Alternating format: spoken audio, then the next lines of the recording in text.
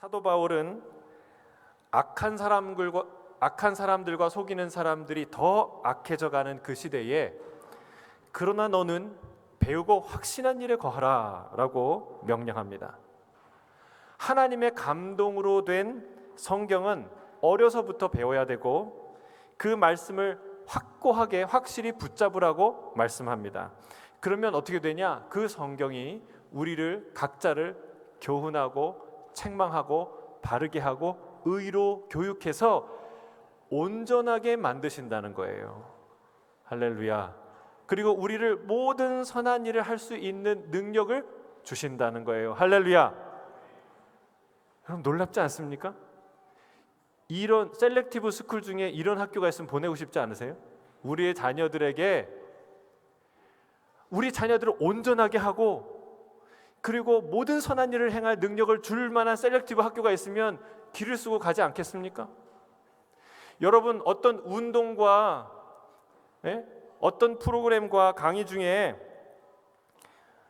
나를 온전하게 만들고 내가 모든 선한 일을 할 수 있게 하는 그런 명상과 운동이 있다면 그거 하지 않겠습니까? 그거를 하면 내가 막 사랑이 저절로 되고 막 용서할 수 없는 사람을 용서하게 되고 어떤 보약을 먹으면 그 보약이 나로 하여금 나를 온전하게 만들고 그리고 모든 선한 일을 할 수 있는 능력을 제공하는 그 약이 있다면 비싼 돈을 주고도 사 먹지 않겠습니까?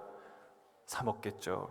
여러분 근데 그거를 주님이 우리에게 주셨다는 거예요. 그건 뭐예요?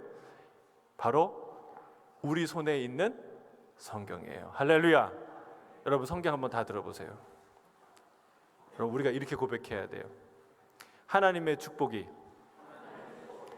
내 손 안에 있소이다. 하나님의 은혜가 내 손 안에 있소이다. 아멘. 아멘. 사도 바울은요 한 걸음 더 나아갑니다.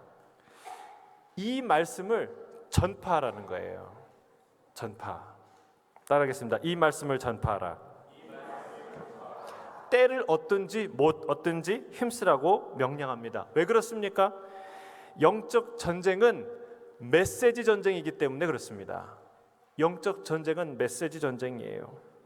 말세에 고통하는 때에는 사람들이 자기 귀가 가려워서 바른 교훈을 받지 않고 자기의 사역을 따라가는 자칭 스승이라고 말하는 자들의 이야기를 많이 듣게 된다. 그들은 허탄한 이야기에 빠지게 되고 말 것이다 라고 말합니다. 속고 속이는 어리석은 삶을 살게 되는 것이죠. 이런 세상에서 우리가 살 길, 우리의 영적 싸움은 무엇일까요? 그것은 예수 그리스도의 복음, 이 하나님의 말씀을 붙들어야 되는 것이죠. 그리고 이 말씀을 전수해야 되는 것이죠. 그리고 이 말씀을 끝까지 땅끝까지 전해야 하는 것이라는 사실인 줄로 믿습니다. 이게 교회에게 주어진 그리고 교회인 우리 각자에게 주어진 하나님의 준엄한 명령이고 우리의 사명인 줄로 믿습니다. 오늘 말씀을 자세히 살펴보면서 그 이야기를 보도록 하겠습니다. 우리 4장 1절 다시 한번 암송하겠습니다. 4장 1절 시작. 하나님 앞과 살아있는 자와 죽은 자를 심판하실 그리스도 예수 앞에서 그가 나타나실 것과 그의 나라를 두고 엄히 명하노니. 생각해 보세요. 자기의 영적 스승이 그리고 노사도가 감옥에서 편지를 써요. 내가 명령한다라고 얘기하면 그 얘기만 해도 내가 명하노니 이렇게 말만 해도 이 디모데가 신중하게 중요하게 듣지 않겠습니까? 듣겠죠. 여러분 가르치는 것과 명령하는 건 다릅니다. 많은 것을 가르치지만 모든 것을 명령하진 않아요. 명령한다는 것은 중요하기 때문에 하는 것이죠.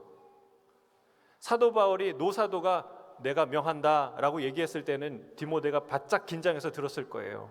아 무슨 말인가? 내가 뭘 해야 되는가? 그런데 명한다라고 말해도 충분한데 엄히 명한다고 말합니다. 그리고 그 말도 충분한데 그 앞에 붙는 수식어가 장난이 아니에요. 첫째는 하나님 앞에서 명한다고 얘기합니다. 무슨 말입니까? 하나님께서 이 명령을 하신다. 하나님께서 살피신다라는 뜻이에요. 거기에서 멈추지 않습니다. 살아있는 자와 죽은 자를 심판하실 그리스도 예수 앞에서 명한다고 말합니다. 여러분, 예수님이 이 명령을 직접 너에게, 교회에게, 성도들에게 한다는 말씀이에요. 또 거기서 멈추지 않아요. 그의 나타나실 것과 그의 나라를 두고 내가 엄히 명한다. 무슨 말씀입니까? 예수님의 재림과 그 이후에 펼쳐질 하나님의 위대한 나라가 이 말씀에, 이 명령에 달려있다라는 사실이에요. 여러분, 이런 어마어마한 명령을 성경에서 찾아볼 수 있나요? 저는 못 찾겠어요. 이것은요, 매우 준엄한 명령이고 강력한 촉구입니다. 명령의 내용은 무엇입니까? 우리가 2절 같이 한번 암송하겠습니다. 2절 시작. 너는 말씀을 전파하라. 때를 얻든지 못 얻든지 항상 힘쓰라. 범사의 오래 참음과 가르침으로 경책하며 경계하며 권하라. 너는 말씀을 전파하라. 이게 오늘의 메시지예요. 이게 우리에게 주신 사명이에요. 여러분, 전파하는데 내가 모르면 어떻게 전파합니까? 내가 연구하지 않고 어떻게 전파합니까? 내가 알지 못하는 것을 어떻게 전파합니까? 그렇죠? 여러분, 이 전파라는 메시지 속에는 많은 이야기가 담겨 있고, 이 전파라는 이 명령 가운데는 하나님의 깊은 의도가 담겨 있다는 사실을 알아야 돼요. 여러분, 교회는 무엇입니까? 교회는 하나님의 말씀으로 세워진 건물입니다. 또한 말씀을 사랑하는 자들의 모임이에요. 그리고 말씀을 전하는 말씀의 전당인 줄로 믿습니다. 그리고 이 말씀을 온 세상에 보급하는 말씀 보급소가 바로 교회입니다. 교회예요. 사람들이 교회에 오는 이유가 뭘까요? 밥이 맛있어서? 목사가 설교를 잘해서? 찬양 인도를 잘해서? 다 중요한 요소들이죠. 그러나 성도들이, 사람들이 교회에 오는 결정적인 이유는 하나님의 말씀을 듣고자 하는 거예요. 말씀을 들으러 오는 거예요. 다른 것은 세상에 있어요. 세상이 더 잘해요. 여러분, 우리 찬양팀 너무 훌륭하죠? 우리 목사님 이런 찬양 인도자를 또 어디서 보겠습니까? 근데 여러분, 노래로 따지자면 최고는 아니에요. 죄송합니다. 뭐 그 아멘 할 필요는 없어요. 세상에 콘서트 가면 돼요. 프로페셔널이에요. 교회 와서 그거 기대지 마세요. 뭐 음향이 어떻다 너무 까다롭게 하지 마세요. 교회는 콘서트장이 아니에요. 여러분, 점심 음식 맛있잖아요. 너무 맛있죠. 그러나 세상에 더 맛있는 음식이 널려 있어요. 여러분,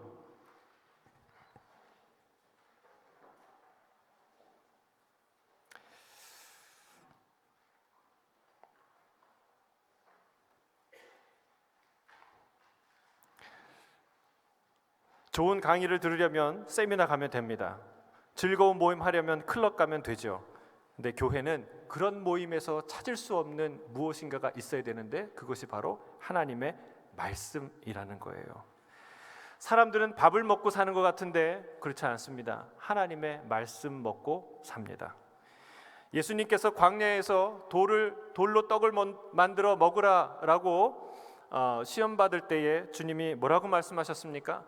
사람이 떡으로만 살 것이 아니요 하나님의 입에서 나오는 모든 말씀으로 살 것이니라 말씀하셨습니다. 예수님은 사람들이 자기 집에, 예수님이 오신 곳에 몰려들 때마다 뭘 하셨을까요? 말씀을 전파하셨어요. 하나님의 말씀을 가르치셨어요.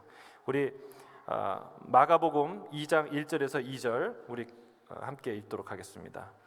시작.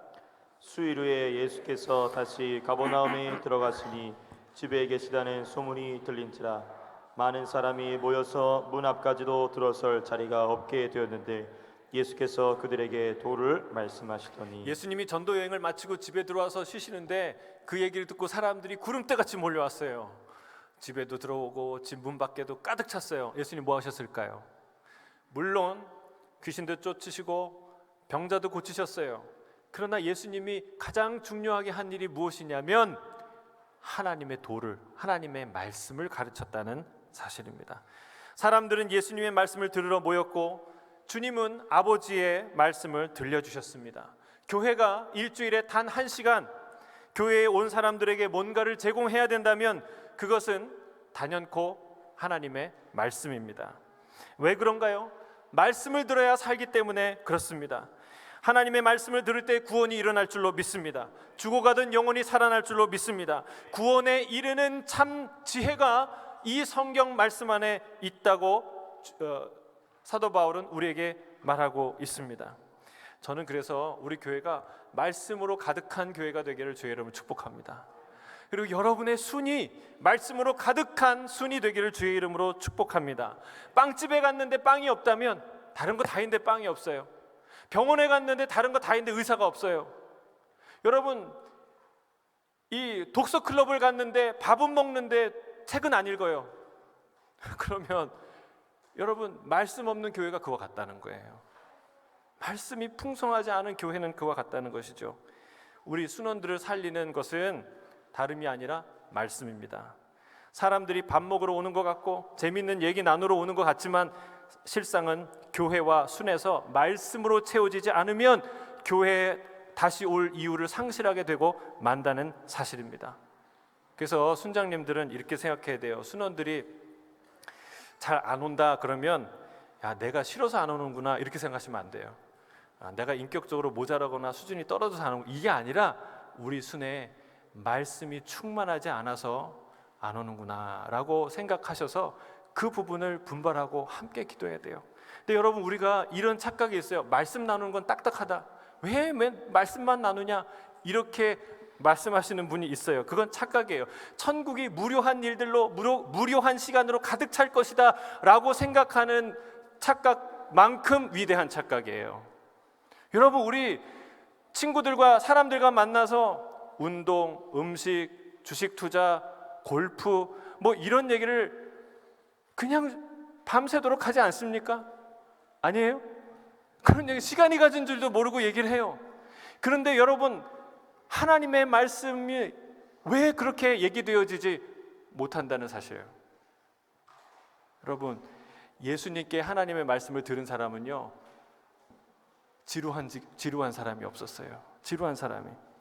여러분, 우리에게는 밤을 새워가며 주의 말씀을 나누는 기쁨이, 그런 은혜가 있어야 될 줄로 믿습니다. 순원끼리 밤을 새워가며 뭐 맥주 한잔 하면서 세상 얘기하는 게 아니라 여러분, 밤을 새워가며 하나님 말씀을 나누는 그런 기쁨과 그런 추억과 그런 영성이 있어야 하는 거예요. 왜 그렇습니까? 여러분, 주의 말씀은 고루한 지식이 아니라, 죽어있는 지식이 아니라 하나님의 살아있는 말씀이기 때문에 내 고민과 아픔, 공허와 방황, 고난과 염려에 직접적으로 맞닿아 있기 때문에 그렇습니다. 주님의 말씀은 어느 것도 관념이나 개념이 아닌 줄로 믿습니다. 하나님의 말씀은 살아있는 양날 검과 같아서 우리의 혼과 관절과 밑 골수를 찔러 쪼갠다고 주님이 말씀하고 있습니다. 그게 성경이에요. 살아있는 하나님의 말씀이 가득한 교회와 순과 가정이 되기를 주의 이름으로 축복합니다. 교회는 뭐냐? 말씀 전파하는 데 목숨 건 단체, 그게 교회입니다. 이 일을 왜 해야 합니까? 사도 바울이 이런 얘기를 하죠. 3절부터 4절이에요. 이런 시대가 오기 때문에 더욱 이 일에 힘써야 된다고 말합니다. 3절 4절 암송해 볼까요? 시작. 때가 이르리니 사람이 바른 교훈을 받지 아니하며 귀가 가려워서 자기의 사욕을 따를 스승을 많이 두고 또 그 귀를 진리에서 돌이켜 허탄한 이야기를 따르리라. 때가 이를 것이라고 말합니다. 이때는 언제입니까? 앞에 3장 1절에서 말하는 말세에 고통하는 때가 이르리니 바로 그때예요. 그때 일어날 일에 대해서 여러 가지를 언급했지만 사도 바울은 다시 한번 구체적으로 그때 일어날 이야기를 3가지로 얘기합니다. 뭐예요? 첫 번째는 사람들이 바른 교훈을 받지 않을 것이다. 두 번째는요, 귀가 가려워서 자기의 사역을 따르는 스승을 많이 둘 것이다. 세 번째는요, 진리에서 돌이켜서 허탄한 이야기를 따라갈 것이다. 여러분, 이게 말세가 될수록, 그때가 다가올수록 일어날 일들이라는 사실이에요. 여기에 귀라는 말이 2번이나 반복됩니다. 귀. 말세에 우리가 주의해야 되는, 잘 써야 되는 감각기관 중에 하나가 뭐냐면 귀입니다. 귀. 귀가 굉장히 중요해요. 귀는 인간이 메시지를 접수하는 가장 예민한 기관이기 때문에 그렇습니다. 물론 요즘은 비주얼 시대죠. 비주얼이 너무 발달해서 눈이 더 중요해 보이기도 합니다. 그런데 여전히 귀로 듣는 이 사운드, 이 귀가 굉장히 중요하다는 것을 알 수 있어요. 제가 이거를 언제 알았냐면 방송 사역을 하면서 알게 됐어요. 대형 집회를 하면 무대, 영상, 자막, 음향, 조명, 이 방송에 관련된 사람들이 총출동해서 일을 하죠. 그런데 가끔 방송 사고가 납니다. 영상이나 음향에 사고가 나요. 근데 여러분, 제가 질문을 드려볼게요. 영상은 나오는데 음향이 안 나올 때와 음향은 나오는데 영상이 안 나올 때 뭐가 더 대형 사고일까요? 눈치가 역시 있으시네요. 여러분, 영상이 안 나오면 그래도 집회할 수 있어요. 그런데 음향이 안 나오면 집회를 더 이어갈 수 없어요. 조명이 안 나와도 그냥 소리만으로도 할 수 있어요. 우리 라디오도 듣잖아요. 그렇죠? 그러니까 메시지는 전달되기 때문에 그렇죠. 근데 소리가 안 나오면 그 집회는 더 할 수가 없어요. 다른 사역이 다 중요하지 않다는 게 아니라 소리가 그만큼 중요하다는 거예요. 이 사운드가, 그리고 우리의 감각기관인 이 귀가 얼마나 중요하냐라는 것을 말하는 것이죠. 세례 요한은 자신을 광야에 외치는 자의 소리라고 말했어요. 그리고 사도 요한은 예수님을 가리켜 태초의 말씀이 육신이 되었다 말씀합니다. 태초에 하나님께서 빛이 있으라 선언했던 바로 그 말씀이죠. 영적 전쟁은 메시지 전쟁입니다. 어떤 소리를 듣느냐, 어떤 말에 귀를 기울이느냐, 어떤 메시지를 내가 접수하느냐, 어떤 말씀이 내 영혼을 채우느냐의 싸움이 바로 우리의 치열한 영적 전쟁이라는 것입니다. 여러분이 어디에, 그리고 누구의 말에, 무엇에 귀를 기울이는지를 점검하세요. 그게 바로 나의 실체예요. 내 마음이에요. 내 영혼이에요. 우리 주변에서도 또 성경에서도 엉뚱한 소리에 귀를 기울여서 쫄딱 망한, 저주를 받은 그런 사람들이 참 많이 있습니다. 성경에서 몇 사람만 볼까요? 하와는요, 뱀의 소리에 귀를 기울였습니다. 이 열매를 먹으면 너는 하나님같이 될 거야 라는 소리가 마음에 쏙 들어왔어요. 그래서 그들은 에덴에서 쫓겨나고 우리는 죄인의 후손이 되었죠. 가데스바네아에서 이스라엘 백성은 여호수아와 갈렙의 그 담대한 소리에 귀 기울이지 아니하고 원망하고 투덜거리는 10명의 정탐꾼의 소리에 귀를 기울였습니다. 그래서 그들은 40년 동안 광야를 방황하게 되었죠. 다윗의 큰 아들 암논이 간교한 친구 요나단의 말을 듣고 경솔한 짓을 하게 됩니다. 그래서 그는 결국 살해를 당하게 되고 말죠. 솔로몬의 아들 르호보암은 나이가 지극한 여러 지혜로운 모사들의 관료들의 말을 듣지 않고 함께 자라난 젊은 친구들, 자기의 마음에 쏙 드는 친구들, 젊은이들의 이야기, 그 충고에 귀를 기울였습니다. 그래서 이스라엘 왕국은 남과 북으로 나뉘게 되었습니다. 가룟 유다는 사단의 음성에 귀를 기울였어요. 그래서 죄 없는 예수님을 팔아넘기고 씻을 수 없는 죄를 짓게 됩니다.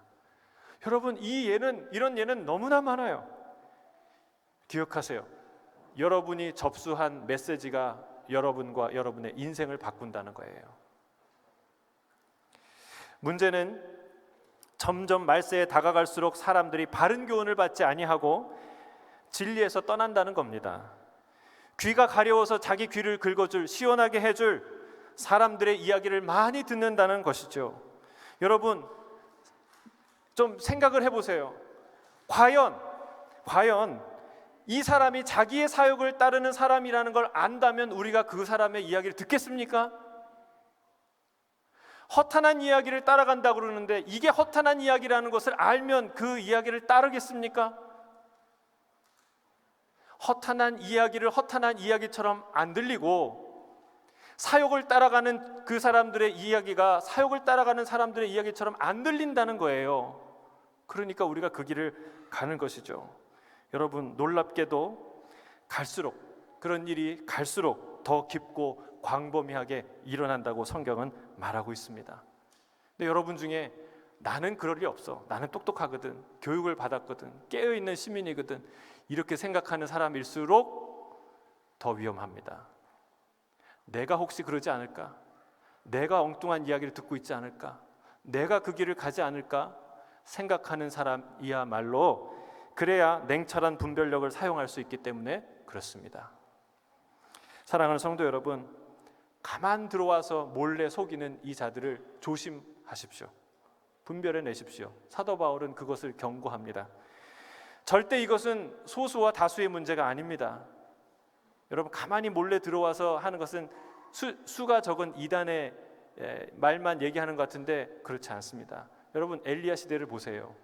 엘리야 시대에 수많은 선지자들이 있었는데 하나님의 메시지를 전하는 선지자는 단 하나였어요.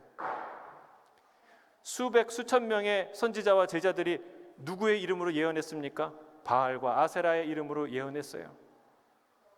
그래서 저 한 사람, 엘리야, 저놈, 저 독특한 한 사람만 제거하면 우리가 좀 편할 텐데 다른 메시지를 전하는 저 한 사람 때문에 우리가 힘들다, 괴롭다, 사람들은 그렇게 생각했어요. 그래서 아합이 엘리야를 만나면 뭐라고 얘기했습니까? 이스라엘을 괴롭히는 자요. 근데 누가 괴롭혔을까요? 여러분, 우상의 이름으로 예언하는 거짓 메시지를 전하는 그 선지자들과 그들을 비호하는 아합이 이스라엘을 괴롭히는 자들이었다는 사실을 기억해야 합니다. 가만히 몰래 들어온다는 것은 우리의 눈과 귀를 점점 마비시켜서 결국은 진실을 보지 못하는 진실을 보는 눈을 가려버린다는 뜻입니다. 그래서 바울은요, 그들에게 속아 넘어가는 자들을 향해서 경고합니다.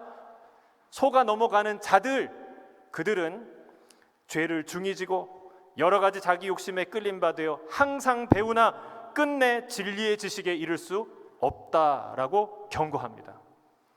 여러분, 속지 않게 되기를 바라고 깨어나기를 바라고 주의 메시지를 듣길 주의 이름 축복합니다. 우리는 분별해야 됩니다. 우리의 생각을 생각해야 됩니다. 내가 무슨 생각을 하고 있는지 생각해야 돼요. 그리고 메시지를 선택해야 돼요. 이 메시지를 선택할 것인지 말 것인지. 홍수처럼 쏟아지는 뉴스와 드라마와 노래와 광고와 다큐와 영화, 여러분, 이런 것을 보면서 여러분, 세상의 모든 미디어는요 반드시 메시지를 담습니다. 아무것도 전하지 않는 미디어는 없어요.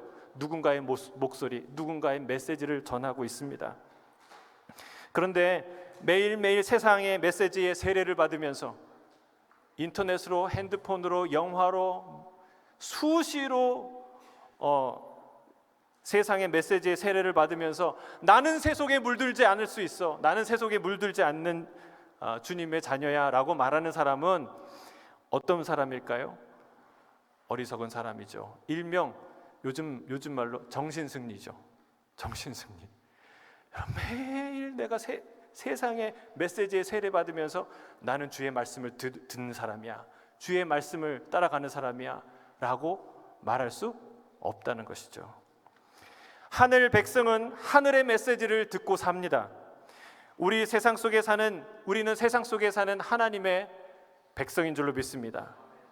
세상에서 영적 싸움을 하는 하늘의 레지스탕스예요. 할렐루야. 그래서 우리는 그 동지예요. 우리 옆에 있는 분에게 동지 반갑습니다. 하늘의 동지들이에요. 네? 레지스탕스예요. 여러분, 우리는 누구의 지령을 받아야 됩니까? 누구의 메시지를 받아야 됩니까? 하늘의 메시지를 받아야 한다는 사실입니다. 이 하늘의 메시지를 받는 자는 살아날 것입니다. 성경을 읽고 성경을 사랑하고 주의 말씀을 날마다 전파하는 저와 여러분이 되기를 주의 이름으로 축복합니다. 그리고 오늘 우리의 총사령관이신 예수님의 특별한 전령인 사도 바울이 우리에게 그분의 메시지를, 그분의 명령을 전해주고 있어요. 오늘의 우리에게 전달된 지령은 뭐예요? 너는 말씀을 전파하라. 너는 말씀을 전파하라. 자, 그러면 어떻게 우리가 말씀을 전파해야 되는가? 이 마지막 시대에 원수와의 메시지 전쟁을 어떻게 승리로 이끌 수 있는가? 오늘 우리 읽고 암송한 말씀에 7가지의 비결이 나와요. 길지 않게 하나씩 짧게 보도록 하겠습니다. 암송하니까 암송하면서 더 깊이 묵상하셔요. 이 7가지의 메시지 전쟁 승리의 7가지 실천 방법에 대해서 말하고 있습니다. 자, 2절을 다시 한번 암송하겠습니다. 시작. 너는 말씀을 전파하라. 때를 얻든지 못 얻든지 항상 힘쓰라. 범사의 오래 참음과 가르침으로 경책하며 경계하며 권하라. 첫 번째 방법은 무엇입니까? 때를 얻든지 못 얻든지 항상 전하라는 거예요. 이것은요, 전방위적인 복음 전파입니다. 실상 이것이요, 복음 전파, 메시지, 우리가 세상과 영적 메시지 전쟁에서 우리가 승리할 수 있는 가장 강력한 방법이에요. 가장 강력한 중요한 방법이에요. 어떻게 전합니까? 때를 얻든지 못 얻든지 항상 주의 말씀을 전하는 거예요. 전도서의 말대로 때가 있습니다. 날 때가 있으면 죽을 때가 있고 꽃이 필 때가 있으면 질 때가 있죠. 복음도 때가 있습니다. 잘 전파될 수 있을 때가 있고 잘 전파되기 어려운 불가능한 때도 있습니다. 그러나 여러분, 오늘 사도 바울이 말하는 거예요. 진짜 복음을 전해야 될 적절한 타이밍은 언제입니까? 언제나예요. 따라하겠습니다. 언제나 복음을 전파해야 됩니다. 마치 이것과 같아요. 숨을 언제 쉬어야 됩니까? 언제나 쉬어야 돼요. 숨은 늘 쉬는 거예요. 기쁠 때도 숨 쉬고 슬플 때라고 숨 안 쉽니까? 내가 기분이 좋을 때도 숨을 쉬고 기분이 나쁠 때도 숨을 쉬는 거예요. 고난이 올 때도 숨을 쉬고 행복한 일이 올 때도 숨을 쉬는 것과 마찬가지입니다.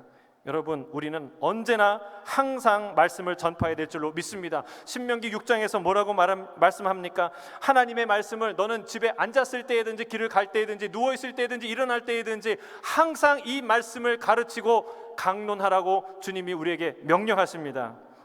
여러분, 자리를 펴줄 때에도 복음 전해야 되고 복음 전하지 않도록 우리를 가로막을 때에도 복음 전해야 되는 줄로 믿습니다.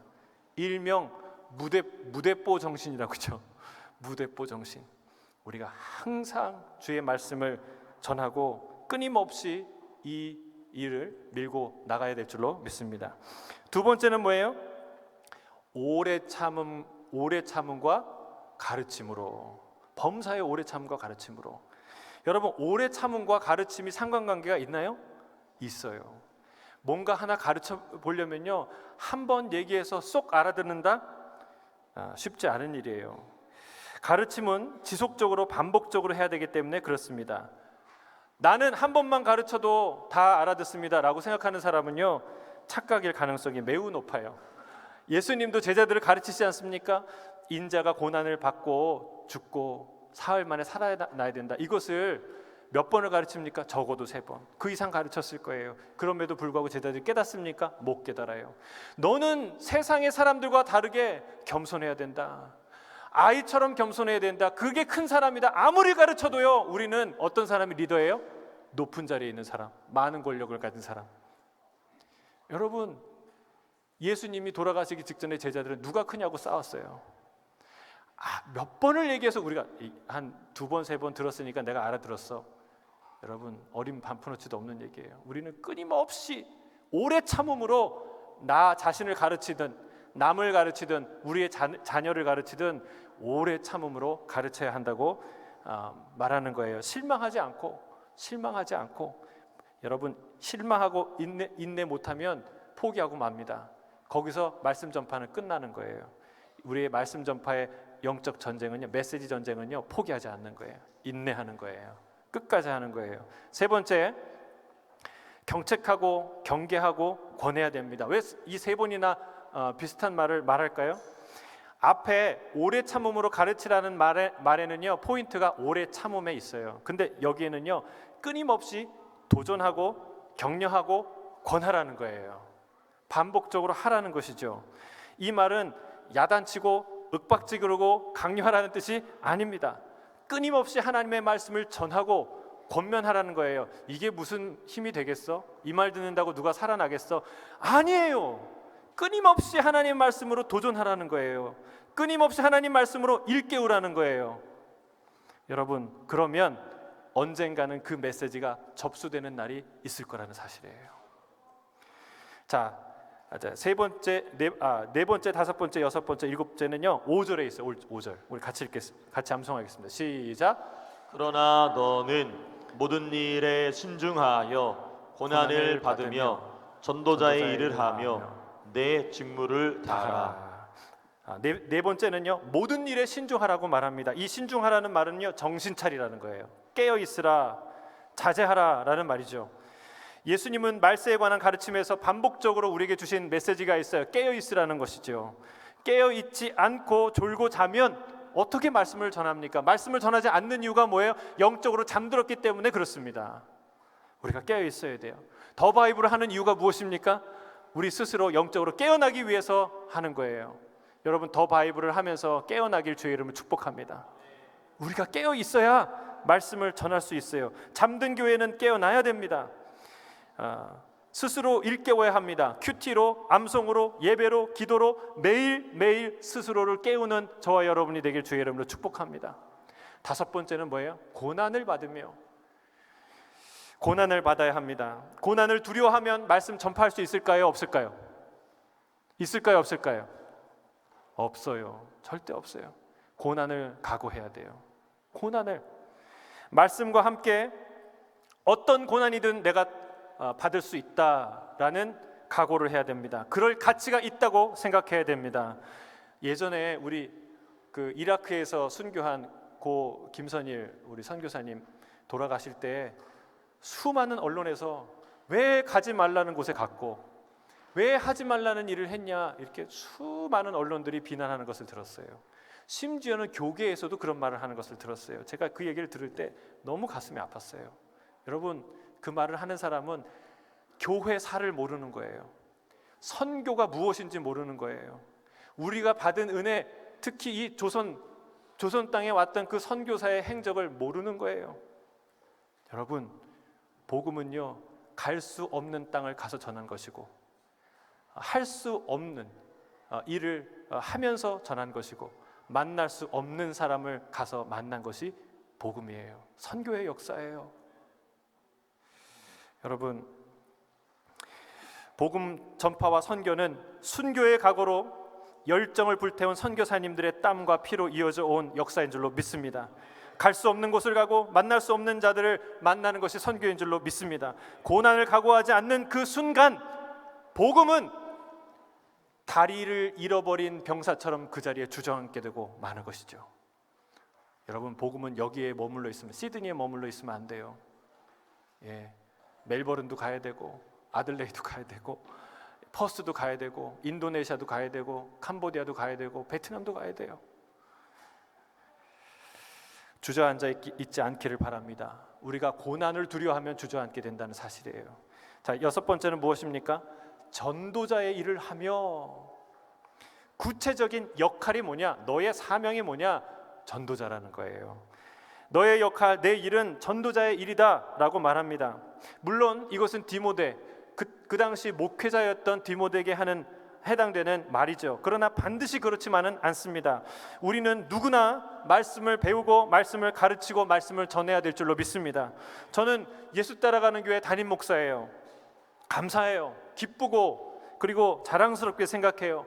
소정의 신학교육을 하고 목사 안수를 받았습니다. 예배를 인도하고 설교할 수 있는 직분을 영광스럽게 생각합니다. 그러나 제가 안수받은 목회자로 전임 사역자로 일하는 것은, 부름받은 것은 가르치는 일은 다 온전히 당신 것입니다 라는 의미로 제가 이 자리에 서 있는 게 아닌 줄로 믿습니다.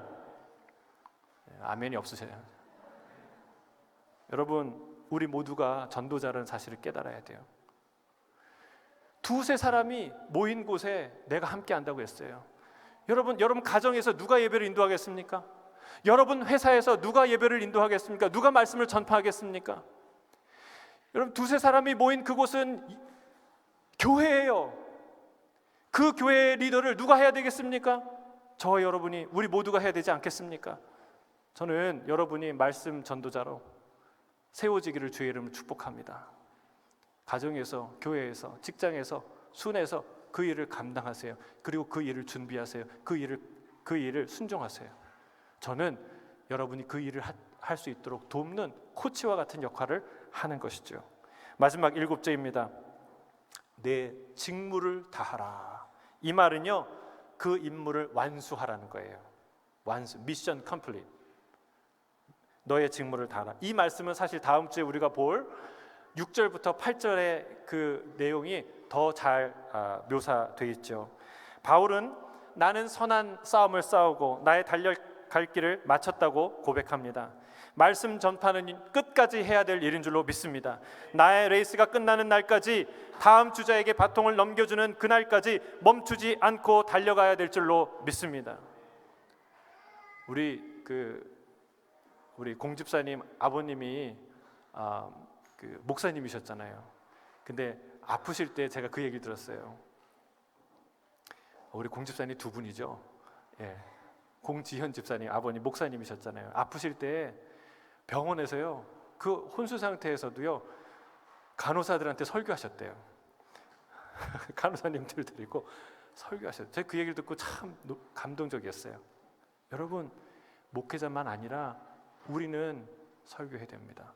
고 김사무엘 선교사님이 돌아가실 때 암 수술을 하고 깨어나셨을 때 여기가 바그다드냐고, 여기가 바그다드라고. 이라크 그 선교지. 여러분, 우리의 마음이 어디가 있어야 돼요? 말씀 전하는 일에. 이 미션 컴플릿, 이 미션을 완수하기까지 우리는 그 길을 가야 될 줄로 믿습니다. 이 일은 우리 다음 주에 좀 더 자세히 나누도록 하겠습니다. 자, 말씀을 마무리합니다. 세상은 영적 전쟁, 특히 메시지 전쟁 중이라는 것을 알아야 합니다. 어떤 메시지를 듣고 어떤 메시지를 접수하느냐에 따라서 인생이 달라집니다. 생사가 오갑니다. 그래서 마지막 시대의 영적 전쟁의 주체인 교회와 성도들을 향해 주님은 명령합니다. 말씀을 전파하라. 때를 얻든지 못 얻든지 전파하라. 사람은 말씀 들어야 삽니다. 말씀이 사람을 살리기 때문에 그렇습니다. 여러분, 때를 얻든지 못 얻든지 말씀을 전파하는 저와 여러분이 되길 주의 이름으로 축복합니다. 오래 참음으로 말씀을 가르치며 말씀으로 끊임없이 사람들을 일깨우며 언제나 깨어있어 말씀을 전파하며 고난을 두려워하지 않고 말씀을 전파하며 전도자로서 말씀을 전파하며 말씀 전파의 임무를 끝까지 완수하는 저와 여러분이 되기를 주의 이름으로 축복합니다. 아멘, 아멘.